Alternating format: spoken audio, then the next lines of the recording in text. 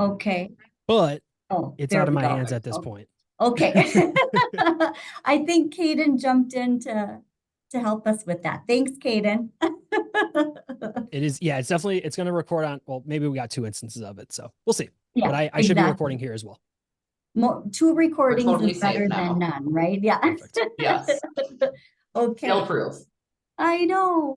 Hey, welcome to those of you who are joining here. I see people logging in, so we'll just give it a few seconds or maybe up to a minute, and then we'll get started here shortly because we've got a lot to cover in 50 minutes, right? We do, I but know. I was we're going to telling jam Brad pack it that and we're going to leave with some real good takeaways.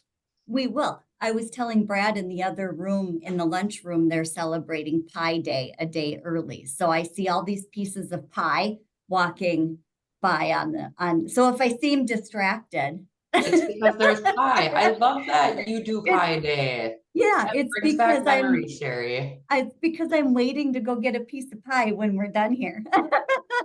I love that. I know. All right. So let's see how we're doing for time. I have 12:01. So why don't we just get started so we don't, yes. So those who have joined, then we can get started right away. But welcome and thank you for joining our webinar today. Help your sales team close more deals. And as the title says, we've got 5 tips that we're going to share with you over the next 50 minutes. So just a couple of housekeeping items here. We are recording this. So tomorrow or Friday at the latest, we will be sending an email out to everybody who registered with a link to the recording. Any comments or questions that you have throughout the session, please enter those into the Q&A and I will pay attention to those and make sure we get those answered as we go along. My name is Sherry Tischer with Scale Funding, and I'm happy to host this session today because our clients have frankly been asking for this. It seems like everybody's looking for new business right now. So we certainly want to be able to deliver things that our clients are asking for. So I could have asked a number of people to present on this topic, but here's why I chose Brad and Erika. Brad Bialy's been with Haley Marketing for over 10 years as their Director of Digital Marketing. And for those of you who are not familiar, Haley Marketing was founded nearly 30 years ago, specifically to serve the staffing industry. Brad's had the opportunity to motivate and educate staffing industry professionals through over 150 conferences and webinar series. I've met him at conferences. I've seen him present multiple times. So I just knew that he was the guy to help me with this message today. And then Erika Kubitschek is an account executive for Avionte staffing software. And I'm sure you read her bio when you registered for this webinar, which talks about her passion for technology. And while all that is true, I did not invite Erika to present today because of her 3 years at Avionte.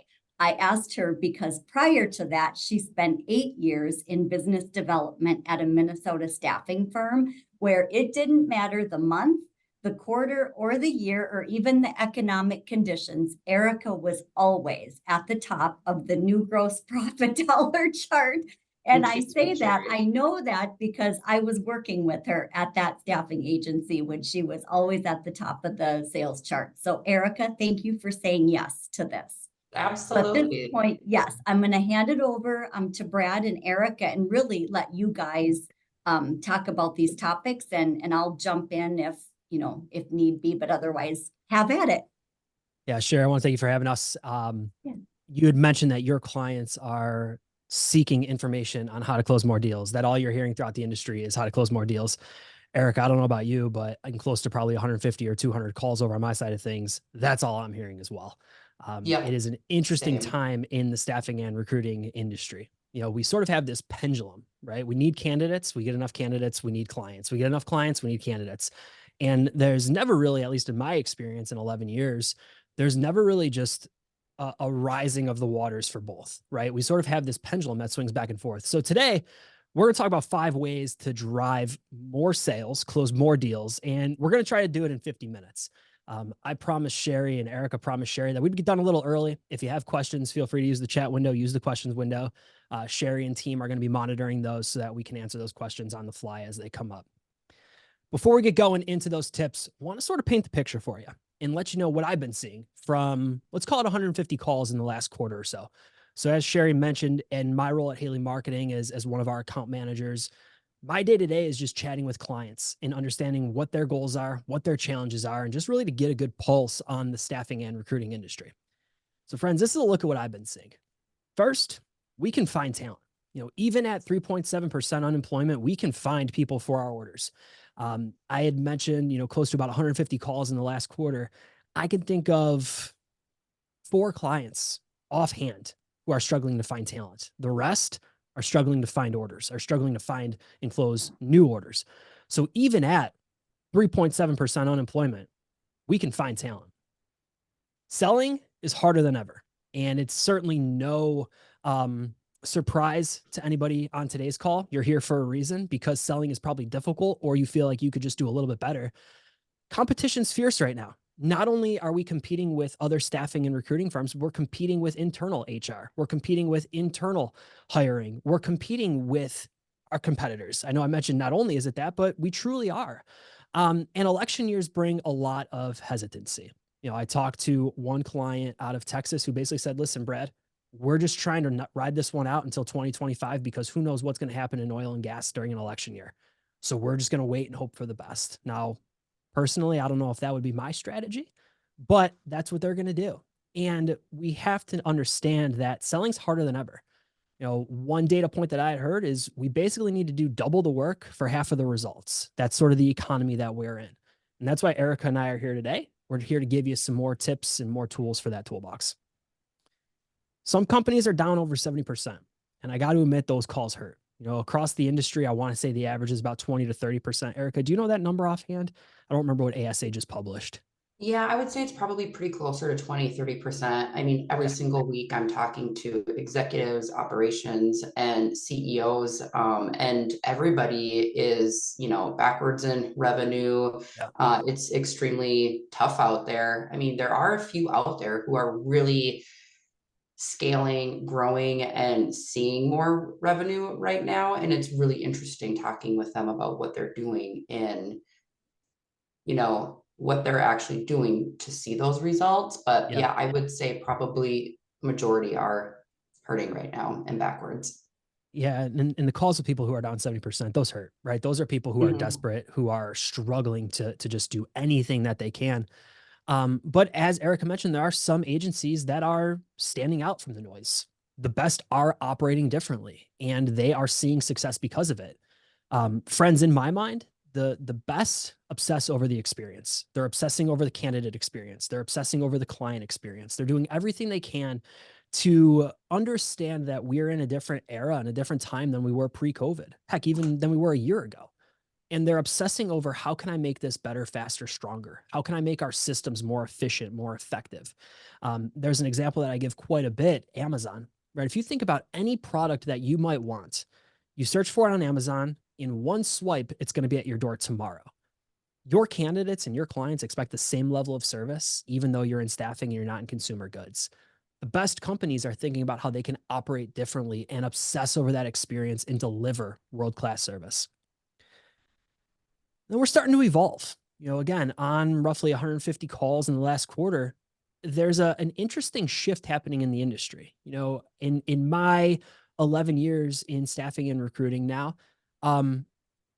stereotypically and historically, it's been a little bit of an outdated industry, right? We know what's working. We know what's worked in the past. If it ain't broke, don't break it.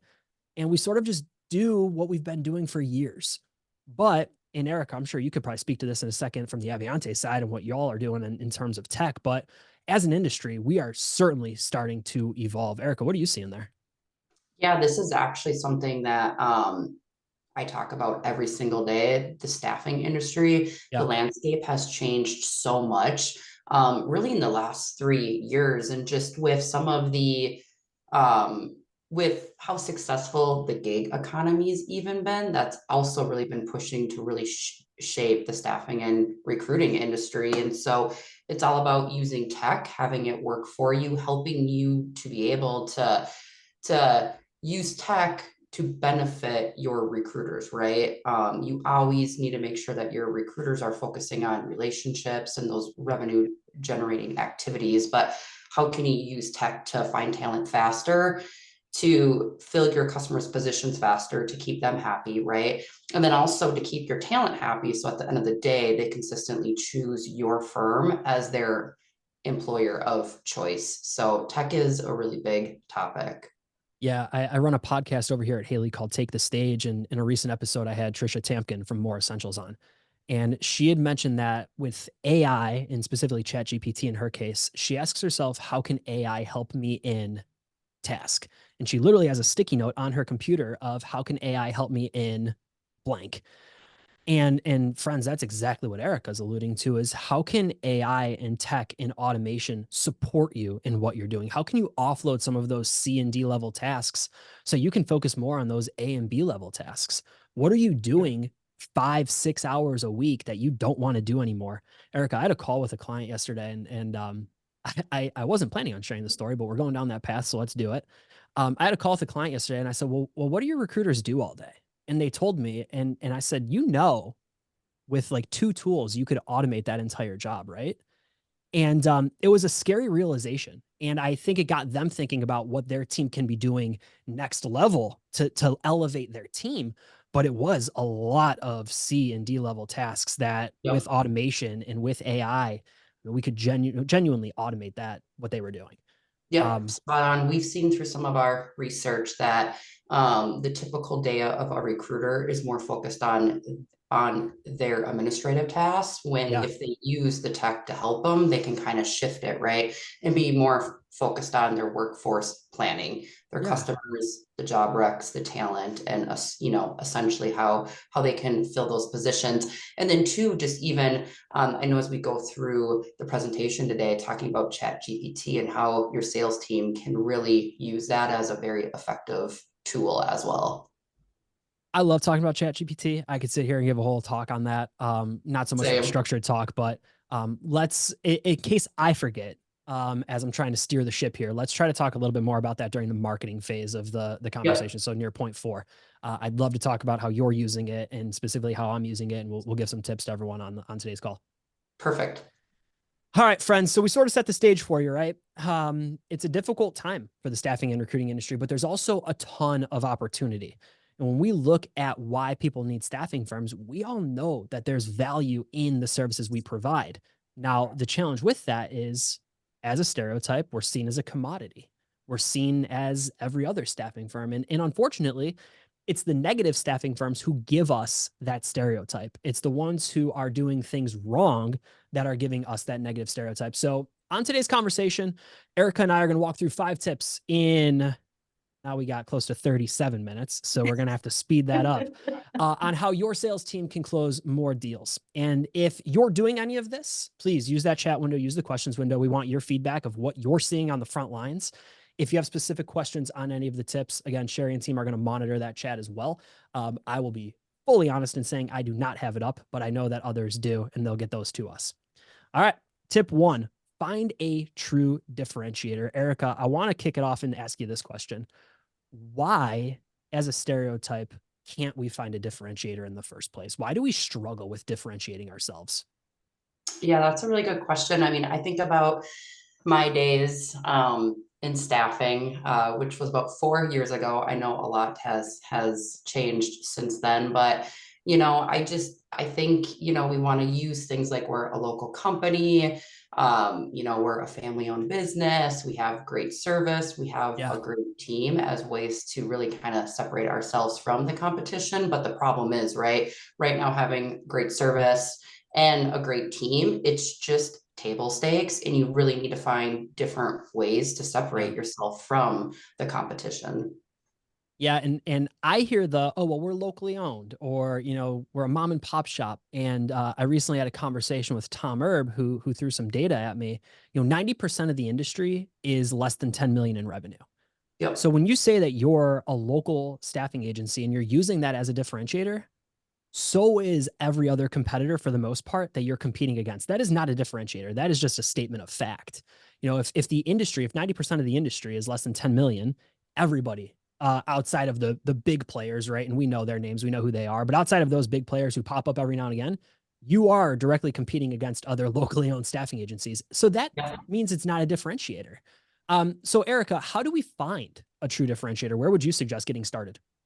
Yeah, there's a few different ways. Myself and a coworker actually had a presentation last year at our Avionte Connect conference specifically on this. Okay. And just, some of the tools, right, that you can talk about with your prospects as to why you're different than your competition. First off, I always say look at your prospects' websites, know their mission statements, find out what's important to them. It still holds true today that people buy from people that they like and people that they trust, right? Get personal. You have the best story to tell, and always focus on building that relationship. That's always essentially key, but you need to get a lot deeper than that as well. And one thing that I talk about a lot in the past and even today is use your technology to separate yourselves from your competition, right? Showing them why you have better tech than your competitors is a really instrumental way right now in order to get more business, right? Because if you have a good tech stack, if you have a good tool, pre-screening, if you're able to find talent faster, screen them faster, and fill your customers' positions faster, that's a win-win, right? And then also making sure that your technology is allowing you to have happier talent. If you're streamlining the processes and really making it simple for your talent to work with your staffing firm, time and time again, they're going to choose you for a 6th, 7th, and 10th position. And when you have happier talent, they show up to work, which in return will keep your customers happy. So that is a big one right now that I'm seeing and we're consistently speaking about. Yeah, gosh, I could take that in so many ways. Let me start with speed, right? So speed Yep. wins and it also kills all deals. There was a recent, I believe it was by Bullhorn, their grid report that talked about the state of the industry, said that the average order is filled within 10 to 19 days. So friends, if you are taking longer than that, you are missing out. And I think 10 to 19 is even a little long. Now, I trust the data and I trust their team and their research search, but I think 10 to 19 is a little long. I think the best talent is getting off the market quicker than that. But we're talking about collectively, you're talking on the high end and the low end, and then kind of finding the average. I get it. So 10 to 19 days, that's where Erika's point of having a great tech stack as a differentiator screams to your clients, listen, I can get this closed. On average, we're closing orders in 12 days, right? Or we're closing in 8 days. And the industry average is 10 to 19. It's a great reason to work with us, right? That's a great differentiator if we can outpace the industry. So I think that is an absolutely great train of thought there. Thinking about other differentiators, right? What makes you unique? And what are those guarantees that you can make that no one else can make? And friends, that might be tough to figure out. And you might really need to sit down and think about it. But if there are any EOS companies on today's call, you think about finding your uniques. What makes you unique? What makes you special? And more importantly, what can you promise to your prospects and to your clients that nobody else can? It might be your tech stack. It might be your level of service. Now, we're all saying, hey, well, we provide great service. And Erika, I agree. I think that's table stakes, right? No one is coming to the table saying, listen, our steak's okay. No one is saying, you know what, our food is all right when you go to a restaurant, right? We should all have great service. That shouldn't be a differentiator. That should just be a part of having a business. But if you can back that up, and we're going to talk about social proof in a little bit, then maybe it does become a differentiator and does allow you to shine. Erika, anything else on this one before we get it moving? Yeah, I know we're gonna hit this a little bit on social proof, but testimonials are key. You should be talking about them with your customers up front.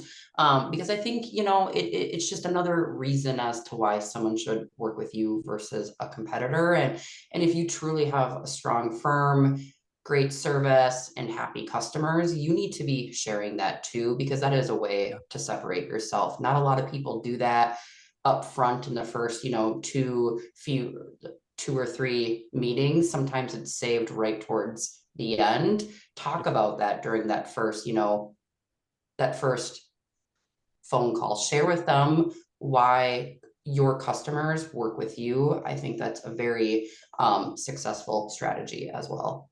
Yeah, that's a great point too, right? We were talking about how do you find your true differentiator? Ask your current clients why they love working with you. Ask what makes you unique. I'm sure they're getting called on by other staffing firms every single day, right? It's sort of naive to think that, oh, well, they're working with Brad's staffing firm and that means they're never going to talk to Erika's staffing firm. That's just not how we operate in 2024, right? We're always looking at where the grass might be greener. Now, they stick with you for a reason, though. So ask. If you have a client that's been with you for years, ask them why they trust you with that partnership. Get their candid feedback. Understand what makes you unique in the process as opposed to your other clients or prospects. The Or last tip, Brad, please. I'm sorry, just because when you said that, that's what made me think about Supreme Staffing is when you said, Yeah. ask your clients what makes you different. But I think Yeah. also ask your clients what they need. What are they 100%. looking for from a staffing agency, right? And if you start asking your clients those questions, you might very well come up with your true differentiator, right? And that's Yeah. what Supreme Staffing out of Tennessee did. They had those conversations with their clients. From that, they built their forklift certification program, right? Their Yep. upskilling and reskilling program. They marketed the heck out of it. They used their technology to promote the program. And Marnie said within, I think that first week that they went live, they filled 35 new orders. It's nuts. That's And that's amazing. just in 1 week, right? So you think, you add that. Now talk about a true differentiator and talk about using your marketing tools and your tech tools to promote that differentiator. Yeah. And everybody's happy. So anyway. Okay. Thank you for hopping in Yeah. and saying that. That's a fantastic example. That All really is very Let's go impressive. number 2. Get emotional with your cold outreach. Erika, you started to allude to this in section 1, so I'm going to hang up and listen here. How can we get emotional with our cold outreach? This is so key. I think a lot of people sometimes think cold calling is dead. It's not. It's here to stay. You have to pick up the phone. You have to, speak to people. Making the outreach is key. Leads are great, referrals are amazing, but you need to constantly be filling up your pipeline in order to ultimately have the new business coming through. And cold outreach can be done by either like picking up the phone, a cold call, a marketing campaign via email. If you are in a local territory, jumping in your car, stopping out at, a customer, a prospect. I would always call it pounding the pavement, knocking on doors. Every single week, I was doing about 30 drops to local prospects within my territory. I lived in my territory, so it was extremely easy to do at the time, but you have to make it a priority to do it every single day, every single week. Block out the time. You need to hold yourself accountable. We just went through some training here at Avionte and, learned a lot, right? The successful person is in the habit of doing things that the unsuccessful person won't. And that's cold outreach, right? So that's another way to, really kind of make sure you're doing something different than what your competitors are doing. Make sure that your sales team, understands their talk tracks, their 30-second commercial. That's key. Know your strengths, right? So you're out there and doing that so you can ultimately generate more business. Yeah, you made a comment there about how it's not dead and how, everybody might not be doing it. And that to me from a marketing seat says that's exactly why you should do it. Right? Yes, If everybody exactly. if everybody is zigging one way and everyone is looking at this bright shiny object over here, that means that there is so much open lane somewhere else. Right. And the football analogy, if someone's creating a hole somewhere, right, because they're all blocking this way and you want to run the other way where there's a gap and there's a hole. When we think about cold outreach and we think about prospecting, you absolutely need to make it part of your system. We need to be strategic in what we're doing. And we're going to talk about a sales cadence in a second here. Cold outreach, and Erika, I want to get your take on this. It's difficult. And I think the reason that it's difficult is because 1, we don't know who to call. We typically are just picking up the phone and we're hoping for the best. And 2, we're terrified of hearing no, right? We're all individuals. We're all humans. Anybody who says they're okay with no is probably in some way, shape, or form lying a little bit. So how do you get over that? What do you suggest to people on today's call saying, you know what, I don't love cold outreach because, I get that sweaty feeling whenever I have to pick up the phone and call somebody Yeah. cold for the first time. What do you suggest we do? Yeah, and that's very natural. I've been doing sales myself now for 14 years. And every time I'm on vacation for like a week, I come back and I'm like, I need to cold call. Even Yeah. for me, it's like, oh my gosh, do I want to do this? It's a little bit scary, right? Yeah. But it's making sure that it's a routine, having it be consistent. Practicing is key, right? That's where Chat GPT even kind of comes into play. I know we're going to talk about this a little bit later, but use Chat GPT to actually role play with yourself. Love So that. that way you can, understand objections and just kind of get more comfortable with your talk tracks.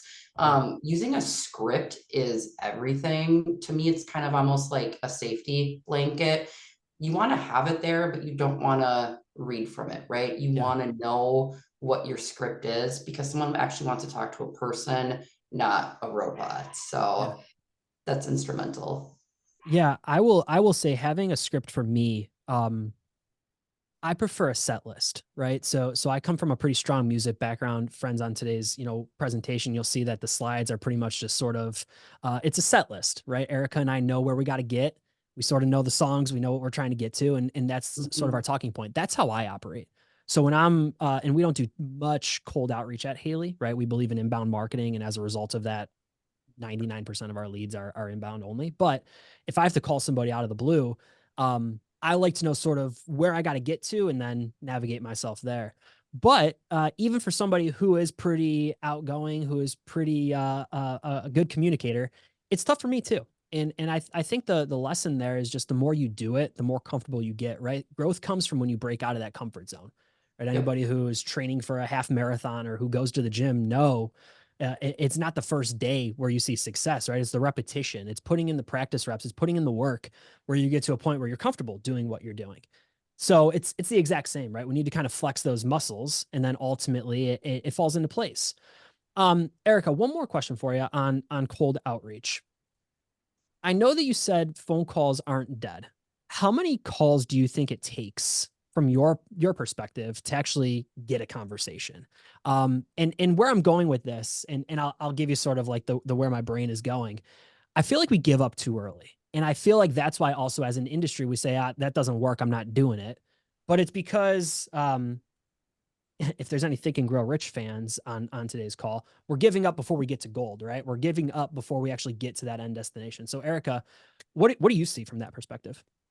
Yeah, no, that's actually a really good question. And we might hit on more of it even in the sales cadence, but Okay. I know research shows that a prospect needs to hear from you at least 7 times before they decide to actually make a decision. Love it. So, whether that be a mixture of emails, stop bys, phone calls, I think if you sprinkle in many different types of outreach, right? Because you don't know what that particular prospect likes. Do they like a Yeah. phone call, an email, a LinkedIn message, an actual stop by? You need to consistently try different things. But I would say on average, I mean, you might get lucky, make 2 phone calls that actually make a Sure. connect. It could take 30. I don't think there's a real magic number, but I know research does show that a prospect needs to hear from you at least 7 times before they actively will decide if they want to talk with you or not, or if it's worth their time. Good. I appreciate that. And I wanted to get your thoughts on it. Let's talk about developing a proper sales cadence. You alluded to it. Um, how does one create a proper sales cadence? Where do we even get started? Yeah, that's a really good question. I think it's a sales cadence, right? It's extremely important, but you also need to kind of work hand in hand with marketing on one, really Sure. understand the steps that you need to do, and the different sequences and the different touch points that you need to create throughout that sales cadence. Just kind of what we've personally have found in the past that it needs to be a mixture of, phone calls, emails, in-person visits, Yeah. LinkedIn messaging. So it's just really understanding your business, your service, your targeted prospects, and what ultimately they want to see from you, and then creating those different sequences and really working with marketing to make sure that the content and the messaging is important to the prospect. Yeah, the analogy that I might paint there is similar to the evening news, right? Or just the daily news. Some people might wake up and get their news on Twitter. Some people might physically turn on the television and watch Channel 4 at 7 a.m. Some people might read the newspaper. That is still a thing, believe it or not. They might wake up and read the newspaper as it's delivered to their doorstep. Others might listen to the radio on their way in and listen to some talk radio. We're all consuming the news just how we want to receive that messaging. Yep. When we pair that with a sales cadence, as Erika's alluding to, some people might want that cold call. They might want to have a conversation. There might be some individuals who are key decision makers who aren't getting many phone calls. So when the phone rings, they actually pick it up. Others might see that cold outreach in email and you might spark their attention and they might act to it that way. Others on LinkedIn, others on a social ad, whatever it might be. The point though is we need to be in their world, how they want to receive that message. And we don't know how they want to receive the message. So we sort of need a cadence that intertwines it all, right? We need to make sure that we're hitting them in multiple ways so that finally they convert based on how they want to convert. Erika? Yeah, no, that's spot on. And, and making sure too, something that I've just found over the years is you should never be selling via email, right? You should be Right. presenting your prospects with stuff that's, important to them, whether it's changes, in the industry, something that's going to happen from a state law perspective that might maybe affect them, how your firm can, potentially give them some type of content that's important to them, because then when you make a call, you have something to essentially talk with them about. So that's also just a tip that I found helpful throughout the years. Yeah, Sherry, go for it. Yeah, I have a suggestion. So when we send out the recording of this session today, Erika, don't you guys at Avionte have like an example of a good sales cadence, like a 30-day template? And Brad, you may even at Haley Marketing have a couple of examples. Why don't we attach or somehow include an example of that when we email out the recording? Could we? I think that's a great idea. Okay. All right. Erika, one other item that you alluded to was selling in email. I will tell you, as a consumer of way too many emails, I hate cold outreach in my inbox. There's no quicker way to get blocked in my inbox than cold outreach. It just doesn't work for me. What I hate worse is when the message in the email doesn't align with who I am, right? So if we're prospecting, we have this sales cadence that involves email marketing. I agree and understand, listen, sometimes we need to sort of fire from a fire hose, right? And we need to send this message out to multiple people in multiple ways. But we need some sort of personalized automation. We need some sort of personalized customization in those emails. Perfect example, I remember, and I use this example quite a bit. I remember getting an email, and I'm from Buffalo, New York. That's where Haley Marketing's based out of. Within the first line of the email, somebody said, "Hey, Brad, how about those Jets?" Knowing that I'm from New York, but New York City is like 8 hours from Buffalo. Also, there is no faster way to my blocked mail than to ask me about the Jets as a Buffalo Bills fan. So it's just thinking, yeah, right. And friends, it's a funny example, but it shows that, listen, I understand what you're trying to do, but you got to get it right. Because that could be, I could have been a viable lead, and maybe that company was viable for Haley Marketing. But I was just so turned off by the initial, outreach that the cadence didn't work for me because the research didn't work for me. Yeah. Erika, anything else on developing a proper sales cadence before we keep it moving? Yeah, no, I think we hit off everything. Also too, just one thing is with a nice cadence, right? You're holding your sales team accountable, making sure that they're logging all activity within your CRM. Because one thing that I found out too is, making sure that as a sales company, you have that information. You need to see the notes. Sometimes us salespeople think that we're so detailed, but we all know that we aren't. So making sure that that, is tracked and that information is within your CRM, just in case as people change or territories change, the tribal knowledge doesn't go with that person. It actually stays within your own system of record. So Yeah, and if I may just expand on that, because I'm catching a wave real quick. So, friends, when we think about data and we think about our CRM, arguably the biggest asset that goes to waste in the staffing and recruiting industry is our database. On the candidate side, on the client side, from years of experience, we typically go out and we fish, right? We post a job, we get new candidates. We know we need orders, we go and try to find new orders. We never really go back to that database. And if we're thinking about developing a proper sales cadence and we're talking about generating more business in 2024, your business leads and your prospects are really broken down into 3 buckets, right? You have users who are currently working with you, users who have worked with you in the past, and people who have never worked with you. Those individuals all require very deliberate and very direct messaging. And I might be getting a little bit ahead of myself as we talk about interweaving marketing and sales, but people who are doing business with you require messaging about how to do more business with you, right? Maybe we're going to diversify a little bit and we're going to help them in other ways, or maybe we're going to get repeat orders, we're going to get more orders. Individuals who worked with you 2 years ago who are not working with you need very deliberate messaging on why they should come on home and why they should work with you a little bit more. Individuals who have never worked with you need very specific messaging about what makes you different, what your differentiators are, your value proposition.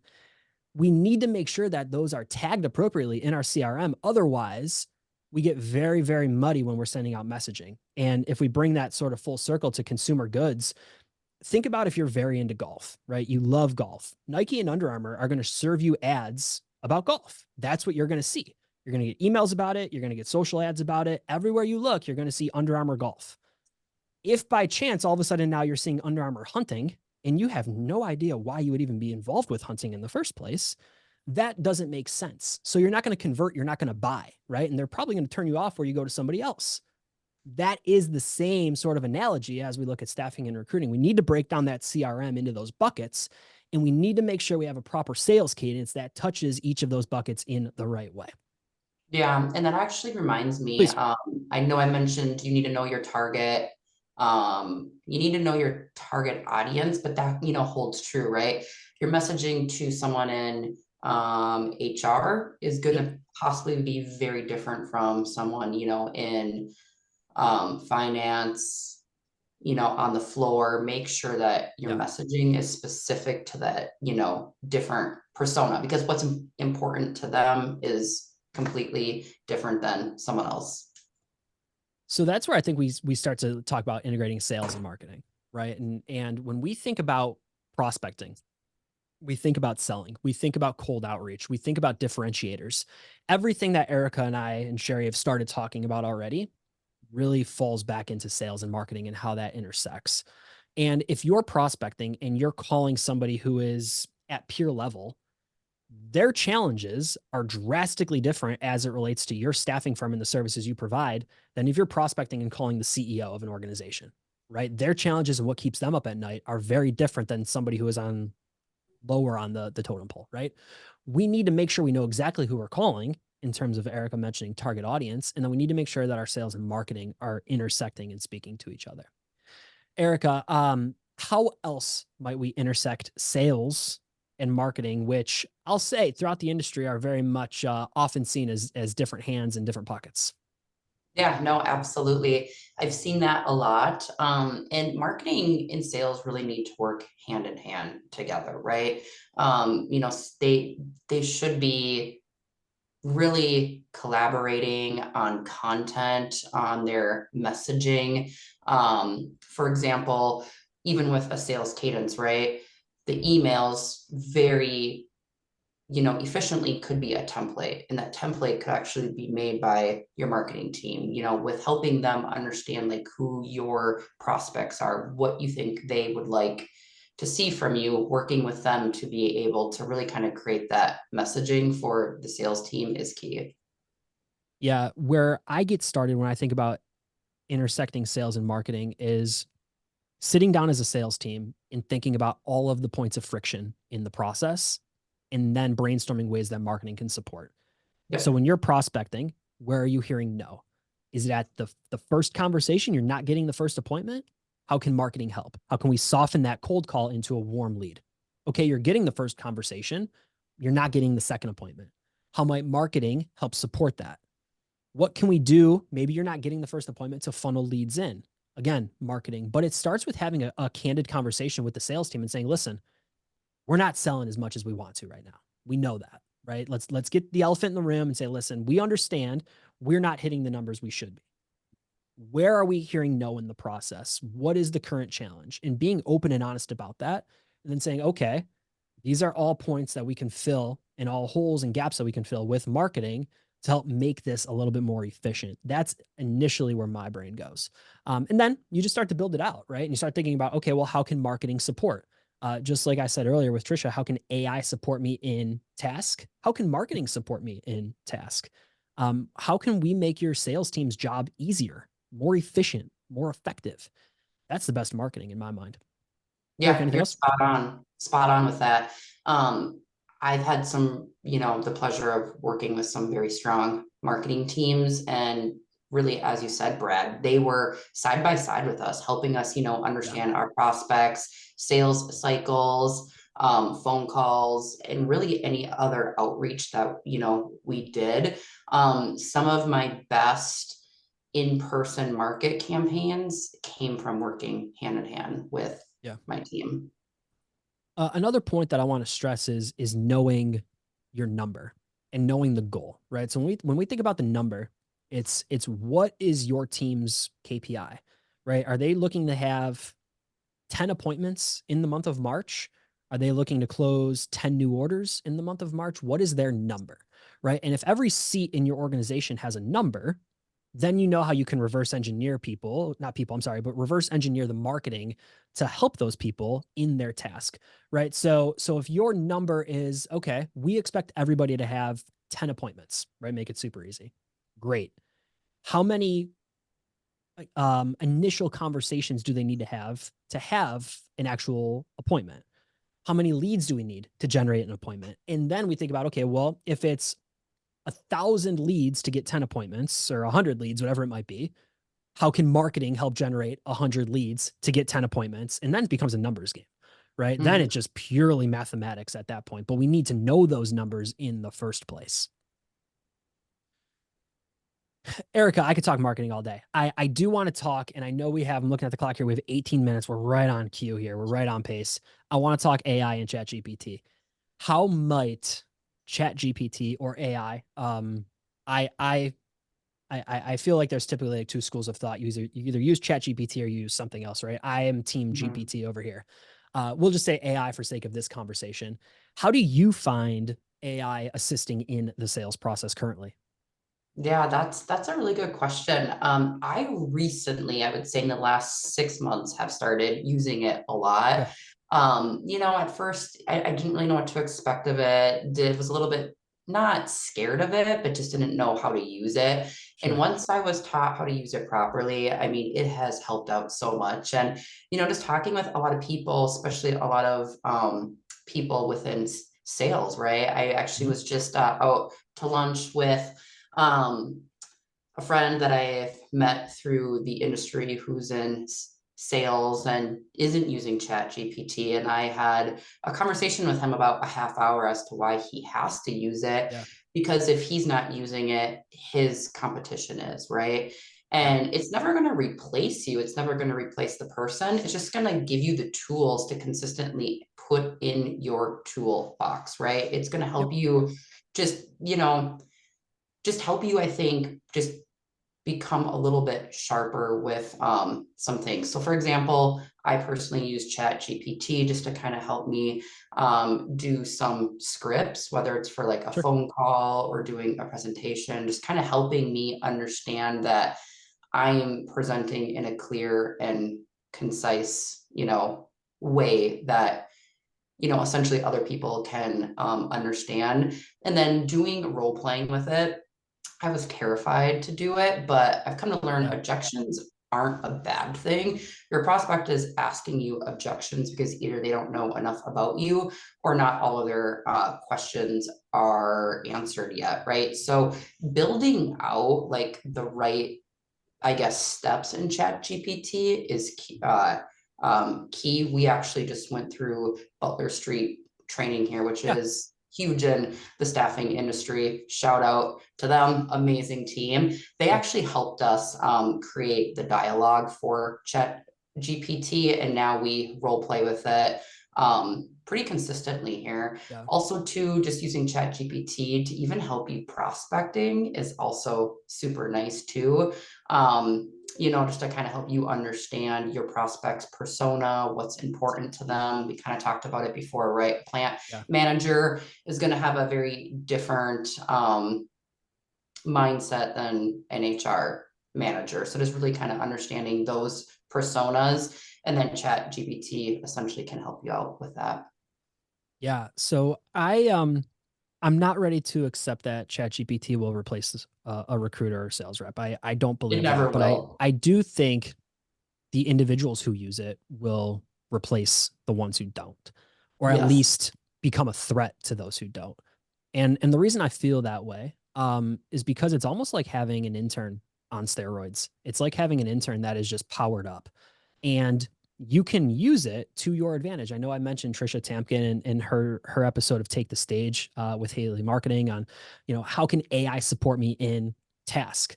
Erika, I can give you an example here. I was working with a client last week who does staffing, and they only work with shipyards in 4 major states. So I was working on a marketing strategy, and I used the paid version of Chat GPT. I will admit that. So I pay $20 a month to sort of open up Chat GPT. And friends, if you're not paying for it, it's the best $20 I spend all month, right? I mean, Chipotle is more than that, right? And for how much value I get out of it, it's certainly worth it. But so the first step was, okay, well, identify 5 leading shipyards in these states. Okay, great. Now let's look at anybody who's in purchasing, anybody who's in HR, anybody who is in one of those seats. What do they care about? What are their biggest pain points as it relates to their day-to-day? What do they do on a day-to-day? And then it's, okay, well, what if I'm a staffing firm calling on them, what do you think staffing firms are typically saying to them? Right. So now I'm role playing, as Erika's alluding to. What do you think my competitors are saying to them when they pick up the phone and call? Then it's scraping their website and saying, okay, well, what makes them unique? What makes them different? How can I weave my differentiators into that messaging? And really, as I alluded to, using it as my assistant in the sales, or not the sales process, I'm sorry, the marketing process, right? So using it to my advantage of, okay, I know what I want my marketing strategy to look like. I know what components I want it to involve, but I need to get my head around target audience, who these people are, what keeps them up at night, and using it as a research tool. So friends, I would encourage you, if you have not at least opened it up and tried, get started. And just like I would never tell you, if you've never gone on a run, you're not going to run a marathon tomorrow, right? You're not going to go 26.2 tomorrow, but you can at least try to walk around the block. And with ChatGPT, it truly is just a matter of getting started. Yep. All right. Spot on. Erika, let's keep it moving. We got about 10 minutes here. And Sherry, if any questions pop in, we can certainly do that as well. So let's try to maybe keep leveraging social proof to about 5 minutes here. Yep, and we do have a couple of questions, you guys, and I know we Let's do it. promised 5 tips in 50 minutes, so we got to get a move on. Okay, so let's talk leveraging. So, you want to go questions? Yep. Arthur is, okay, they're looking for a new sales CRM. Okay, can you send a couple of options when you send the email with this recording? Okay, so Arthur, we will include options for you to research sales CRM. And then we have another question. We've been struggling specifically with competitive rates. Any tips for doing a competitive analysis on other agency rates? Now, it looks like this is specific to bill rates. Yeah. So a little off topic, but definitely a marketing question. So I don't know, Brad, if you have an idea there. I'd love to go first. Who asked that question? Was a name provided? Becca. So just a quick heads up. I mentioned our Take the Stage podcast at Haley. Not next Monday, but the Monday after, we have an episode dropping with Tom Kosnick, where we only talk about how to identify rates and how to look at what goes into a rate and how to do that market research. So you can check out Secrets of Staffing Success. That's the name of the podcast. And the show specifically is Take the Stage. It'll be with Tom Kosnick, dropping in 2 weeks. That Brad, said, why don't we yes, include that? Let's include would love that to. also in Would love the to. email. Okay. To get you some sort of value ahead of time, though, if we're competing on price alone, we are at a race to the bottom. We cannot simply compete on price alone. We need to compete on value. We need to compete on differentiation, and we need to compete on what makes us unique. When we compete on price, we commoditize the industry, and all we do is beat ourselves up to try to get to the bottom. And frankly, there's really no success at being on the bottom unless you can absolutely own that spot. So what I'm saying is if you can have a business model where you can absolutely be the most affordable staffing agency in Buffalo, New York, and you can make that work for you, great. But there is absolutely no value in being number two to that, right? So we need to compete on value. We need to compete on what makes us unique. We need to compete on our social proof and why you should work with us, because individuals will always pay a premium if they're getting perceived value from it.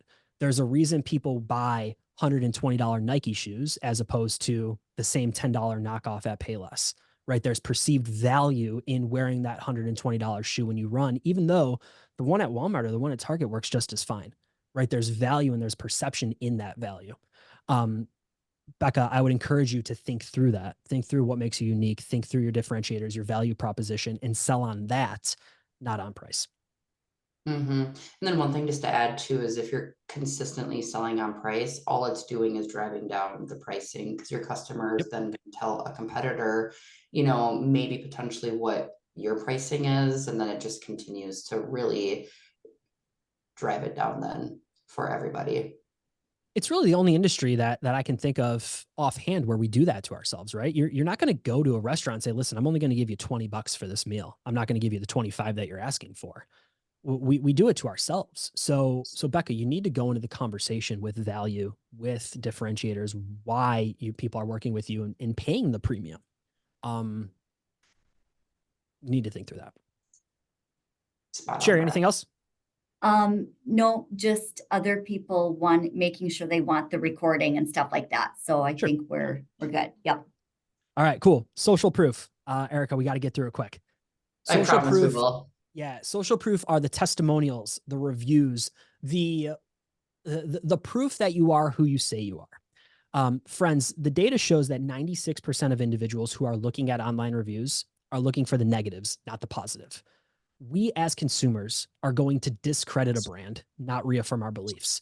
So if you're going and you're looking at reviews, you're looking for the one reason you shouldn't buy the shirt. You're looking for the one reason you shouldn't go to the restaurant. You're crowdsourcing and you're finding the one reason why you shouldn't trust a staffing agency. We absolutely need to leverage social proof in our sales process. Erika, go for it. Yeah, spot on. I actually just did that yesterday. I was looking for someone to do a home improvement project for me. Looked at their reviews first thing on the website because I wanted to know why I shouldn't work with them. So, I mean, it 100% happens, 100% spot on. We should be, having information on our website as to why a customer should work with us. I mean, a great idea, right, is even seeing if your customers can do a testimonial for you in a video and putting it right on your website, I think is a nice idea. I'm going to butcher the number. I want to say it's 88% of people, and I apologize for not having the exact number, but I believe it's 88% of people will leave online feedback if prompted to do so. The challenge with that is nobody ever asks. We think it's too self-serving. We think it's too egotistical. If you have clients who love your services, who you've worked with for years, ask them for feedback. Ask them what they think of your services. Ask them to leave a review. Sure, I know you've seen me speak at NAPS a few times. The last slide of every single talk that I give in person is a QR code that links to a review form because I genuinely want to know what people thought of the talk. I use the positive reviews, and anything that's negative, that's just as much of a blessing because I can go in and I can improve the talk that I gave for the next group of people that are going to see it. Right? So we need to leverage that social proof and do everything we can to showcase the positives and use the negatives as ways to get better. Erika, I think we did it. I think we got through our 5 talking points here, and we're going to call it 50 minutes because there was a quick intro. I'm looking at 1:53 on my clock. I think we got pretty darn close, Sherry. We did. We did. And people are hanging on, so it's all good. And And I don't see any other questions in the chat, but certainly if anybody does have a follow-up question that you think of after the fact, let us know. And I think the other thing I'll do when we send up the recording is I'll make sure that all of our contact information is front and center. So then if anybody wants to reach out to, you guys specifically, they can do that. But anyway, Brad and Erika, I cannot thank you enough. See, I was right when I picked you two. Thank you. We Had could have fun. talked forever about this. I know, I'm very passionate about sales and staffing. Yes, I appreciate Erica, if you want to guys run back a taking V2, time. I'm available at any time. I had fun. Perfect. Okay, Thank you all so right. much. Thanks for attending, everybody. Bye-bye. All right, everyone. Take Bye, care. everybody.